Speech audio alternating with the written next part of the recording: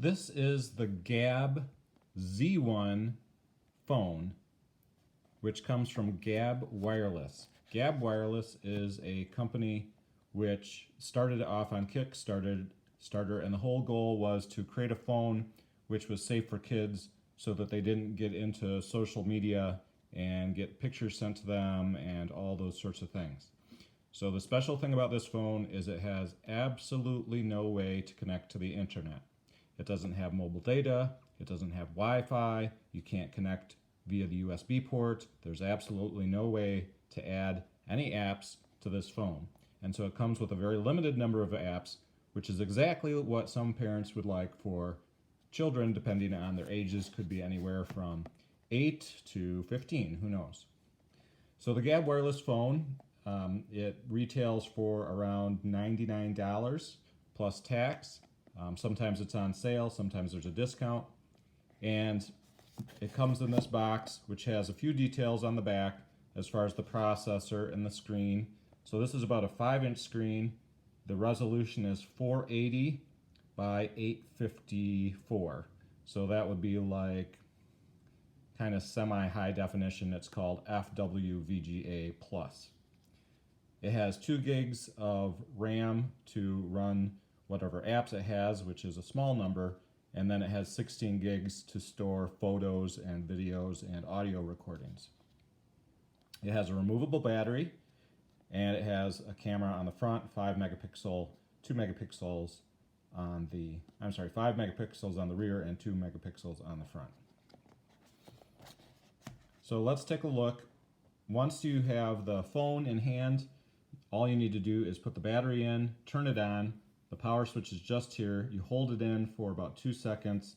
Little red indicator light will come on and it'll buzz, and then it'll start up. So this background here, this is one that I selected. If you just hold on the screen here, then you can go to wallpapers, and you can see there's several different wallpapers. There's like the original Gabb wallpaper that's on there, but I kind of like this one because it's a nice nature scene.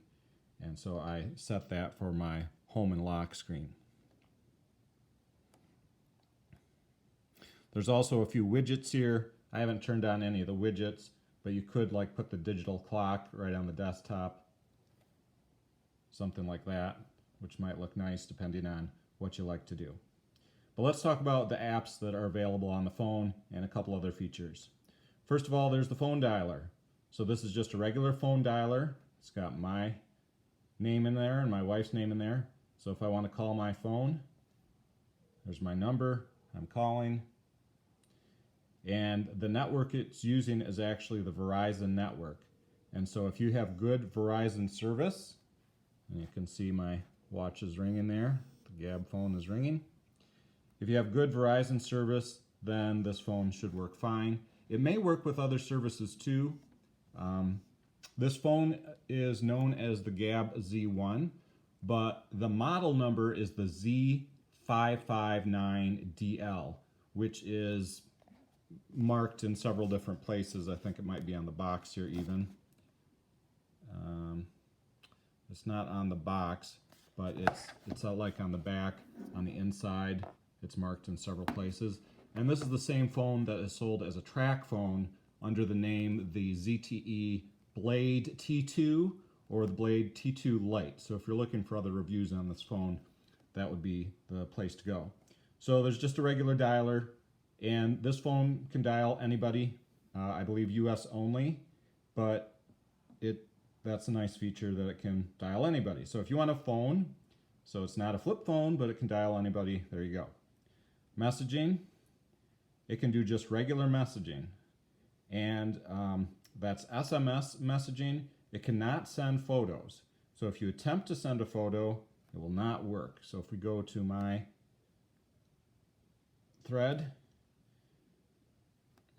and we can just type in a little hi, and then we could add emojis.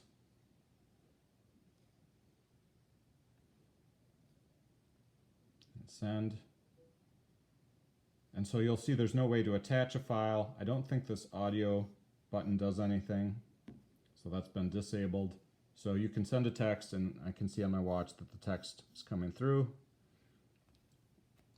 So you can text with it. So basically this phone allows you to text whoever you want. You can call whoever you want. Let's see. I'm not sure why I have the file manager down here on the home screen, but just like other apps, you can just drag them and you can remove them, or you can put them in a folder. There's a camera, and again, the camera, as I mentioned before, is 5 megapixels on the back and 2 megapixels on the front. So if we go to the camera, and I will flip it around so you can see me recording. Yeah, you can see my ceiling. Hello, you see me? So it has just very basic features. It only has 2 choices here, selfie or video for the selfie mode, but there are some like filters. So you can choose from any of these filters as you're taking a photo. Just go back to normal. And then there's some basic features in here. Since it's a 2 megapixel front camera, you can set it for 1 megapixel or 0.3 megapixels. It does have smile detection, mirror image, geotagging. So this phone does seem to have GPS, but the only thing that it seems to be used for is for the geotagging of the photos, and you need to turn on location services. As far as the video goes, we can record a video real quick. Boop. So recording video. One feature I do like from recording the video is that it does have a pause button, which of course on a video camera you don't necessarily have. It creates a separate file. So I kind of like that. This camera, from the little I've played with it, you need pretty high light. So outdoors, sunny day, probably fine, but low light, it's not going to give you a great picture, because I think it adjusts the shutter speed based on the brightness. Let's see, if we go to the front camera, the rear camera, of course the phone's facing down right now, but you can see that there's an HDR setting. I haven't played with that very much. And there's also a flash. And we can see the flash if we flip the phone over. Whoa, apparently I just took a picture. So the phone has a flash. Let me see if I can zoom in on that. So there's the camera module, that's the 5 megapixel camera module, and the flash and or flashlight. So that was one of the features I was going to mention later, that you have a flashlight right there, which of course is kind of nice to always have a flashlight on you. Apparently, focus lock, a few features like that in here. Got it. Exposure lock. So you'd be able to play with the camera some more. If you want more information on the camera, that would probably be a separate video. There is a panorama mode, which again, you want high light for the panorama, and you don't want a lot to be moving around. So as far as a phone for my sons, who are 9 and 12, it has a camera, it has a voice recorder. We can open the voice recorder. You can record your voice. Hello, I'm recording on the voice recorder, and that's pretty cool. And you can name the file, and it can play back just by tapping on it. Your voice. Hello, I'm recording on the voice recorder. So that's kind of nice too. If you know, when I was a kid, we had to have a tape recorder to record audio. So. And we had to have a separate camera if we wanted to take pictures, and the phone, of course, had to be plugged into the wall. So if you think back, this has already got more features than most people would imagine 30 or 40 years ago. Let's see. So we can look at our videos. We can go to settings. We've already looked at phone and messages. The music, this app does not work. And apparently Gabb has tried to remove the app, but then I don't know if I accidentally turned the app back on. If you delete the app, I think it could be deleted, but if you do a factory reboot, it reappears. So this is one of the things that still probably Gabb needs to work on to get that out of there. Either that or allow a way for MP3s to be installed on the phone, but there is no way to do that. You can plug the phone into a computer, but it acts as a digital camera, and it only allows you to read files from the phone to the computer. So if this phone fills up with pictures and videos and audio files, you can of course copy them onto a computer, but then you can't transfer them in the opposite direction. So I attempted this, and there's no way to load the pictures on there. Okay, what else do we have in here? So FM radio is a thing that my son was the most excited about when he played with the phone yesterday. But what you do have to do to get the FM radio to work, just like with any phone, is you have to plug in a set of headphones or earbuds, whatever, because it uses the cord basically as the antenna or the aerial. So now that I've got that plugged in, I can tap on FM radio, and let's see if I can turn it up. The volume control rocker is over here. And it probably gets a tad overly loud. And right now I think I have the audio coming out of the speakers, but you can switch it to the speakers that are on the device by just pressing right there. 485 horsepower or in a Dodge Challenger with a build. Yeah, and we don't necessarily want to listen to the commercial. And there are basic features in here. One of the features I do like is that if you go up here to the three dots, and then you go to all channels, I already programmed the channels in, but the way you program the channels for the radio is pretty simple. You just click on scan, and it'll scan every channel that the phone can receive. And as it's scanning, it'll add those to that list of channels. The ones that you favorited, it will keep those, but it'll delete any other ones that... And so you'll see these are the three that I starred. It did get rid of the little name I'd put on them, though.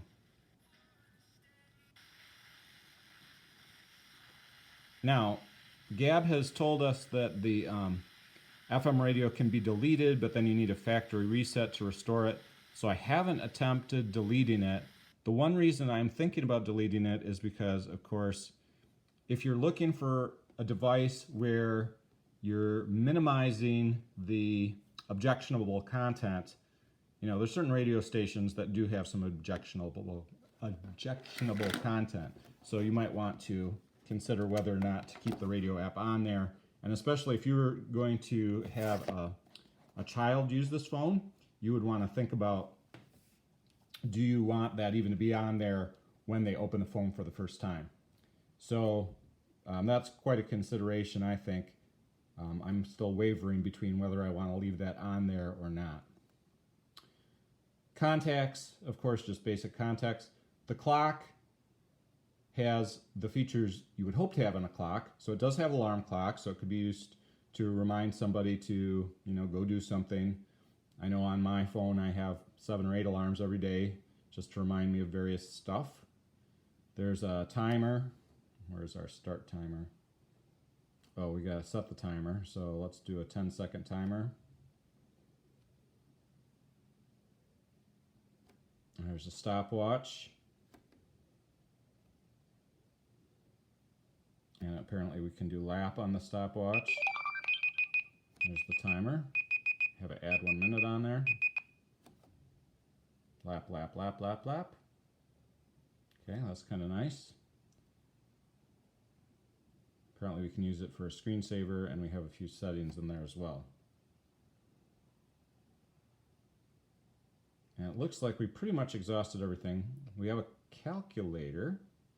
Where'd the calculator go? Okay. So the calculator, 50 plus 60.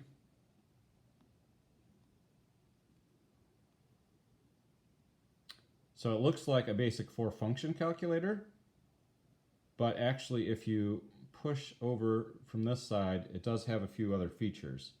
So we've got trigonometric features and the pi key and the e key, parenthesis. I wouldn't call this a scientific calculator. When I looked at the app information, and you can look at the app information just by holding down on the app, and then you can go to app info. I don't remember where it was exactly, but it said that this is an app from actually the 90s when it was built. And I don't know where it is that I found the information on that. It's in there somewhere. Anyway, let's go back. So you'll notice there are a few things that you'd be like, this phone seems to be missing a few things. Like, it doesn't have a notepad, so there's no way to take notes. Now you could, I suppose, write something into a text message, and I don't know if, can you text yourself? So I guess that would be one way. I mean, you could text to a friend the note that you wanted, but there's no notepad in here, so that's kind of strange. There's also not a compass. So if there's location services, it would make sense that there's a compass somewhere, or at least so you can get your GPS. You do have the flashlight, so I mentioned that earlier. That's pretty easy. You can turn it on airplane mode so you're not getting calls. And it does have Bluetooth. So the Bluetooth was kind of cool. I didn't expect the Bluetooth to be on there since it doesn't have Wi-Fi. But the Bluetooth is enabled. You can wirelessly hook up to a Bluetooth speaker. Let's see if I can get into the settings. There we go. So I paired it with one speaker and it worked just fine. I haven't tested it with other speakers, but that's an okay feature. Now I did notice that I was not able to, using the radio, output the audio from the radio app to the Bluetooth speaker. So I could only output the audio to the headphones or to the speakers that are inside the phone. And there's actually two speakers in the phone. There's one on the top and one on kind of the bottom back. All right, let's see if there's anything else. We could go into the file manager or the photos to look at the photos. And the file manager is kind of funny too because it says documents, archives, favorites, downloads, and apps. And none of those, as far as I can tell, you can do anything with. But you can go into your audio files, your video files, and your photos, and then you can kind of look at the different photos. And you can do screenshots.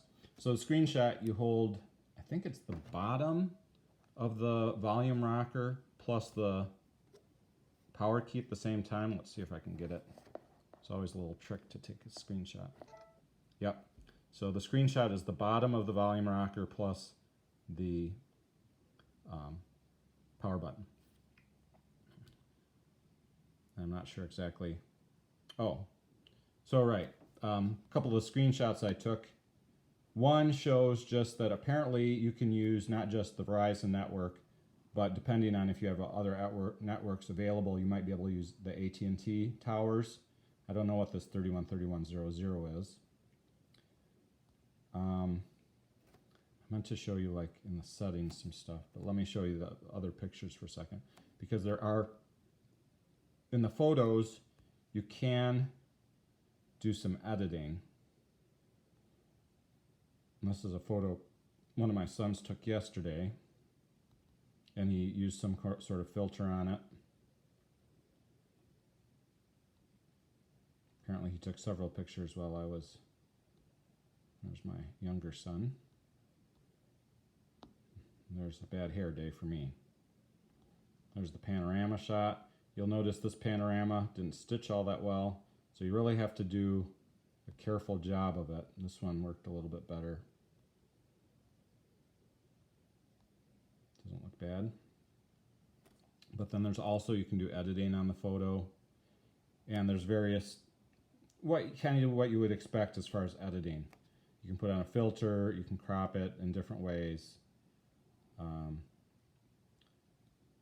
So it's got all those things. All right, let's go up to, last thing let's look at is the menu, or the settings.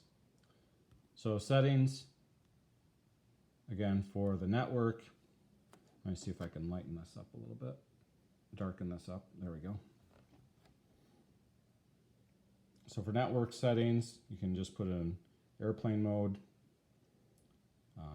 devices, features. So you can schedule the on-off time. I don't know how the on time works though. I mean, it must be in some sort of super low power mode. I didn't actually test that yet, so I'm not sure how that works.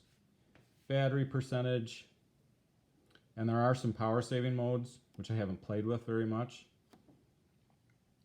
Again, you can change the wallpaper, you can change the font size.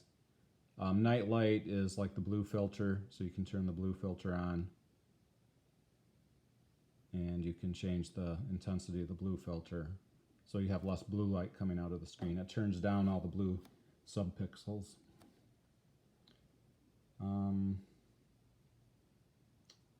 I'm going to skip over a few of these and go down to system. So system shows, again, this is the Z559DL, which Gabb calls the Z1, which Verizon calls the Blade T2 Lite. And you can go into your various system settings. I did not find in any way that a kid could go into developer settings. There didn't seem to be anything like that. So I think it's fairly unlikely that any kid is going to be able to add anything to this, any apps to this. So again, it has no Wi-Fi, no mobile data. The monthly charge on this is $20 a month plus tax, so I think I was close to $22 a month. If you go on the internet and log into the account, you can see every call that's made and every text that's made, but it doesn't tell you what the text is, it just tells you from where to where. So from what number to what number. And I think it was also showing incoming texts and incoming calls. So you can, even if you're not with the phone, like if a child has the phone or a young teenager, then you can still see what calls are being made. The website seems to update the next day though. So if you want to see what calls are being made today, I wasn't able to see that. So I'm guessing if I went on now, I'd be able to see yesterday. Let's see. If you were to buy the same phone from Tracfone, the main difference would be with the Tracfone, it would have data, so that means that the kids would be possibly, going on to stuff that you don't feel comfortable with as a parent. They'd be adding apps and games and things. So this phone just makes it a basic phone. Now it has like 10 features, which we went over, but it's a basic phone, but it looks like a smartphone. It is a smartphone. It can technically, the processor and the memory, everything is capable of doing everything a smartphone can do, but the apps are just what's on there. So that's the whole selection of apps. That's all that's going to be there. And again, the music app doesn't do anything, so you can erase that one. So that is the Gabb Wireless phone. My intention for this phone is I used to have we have a Verizon smartwatch.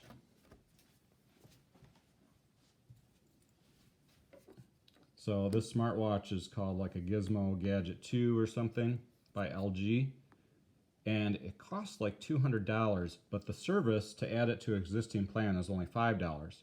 So you can call on this, but you can program it with only 10 numbers.